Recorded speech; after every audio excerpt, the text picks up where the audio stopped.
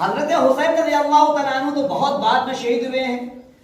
اللہ کے نبی صلی اللہ علیہ وسلم کے بعد جو مسلمانوں کی ذمہ داری جس صحابی نے سنبھالی تھی ان کا نام ابو بکر صدیق رضی اللہ تعالیٰ عنہ. وہ شہید نہیں ہوئے تھے لیکن ان کے بعد حضرت عمر فاروق رضی اللہ تعالیٰ عنہ آئے, وہ شہید ہوئے.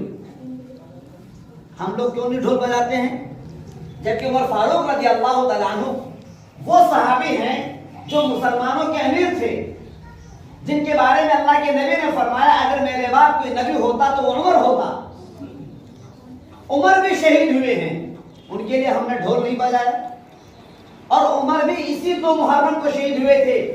آج 9 محرم ہے اور آج سے کچھ دن پہلے 2 محرم کو حضرت عمر فاروق شہید ہوئے تھے. کہ کسی کو پتا ہے اس دن ہم لوگوں نے کورونا تو نہیں رویا, ہم نے اس دن کوئی گیت تو نہیں گایا,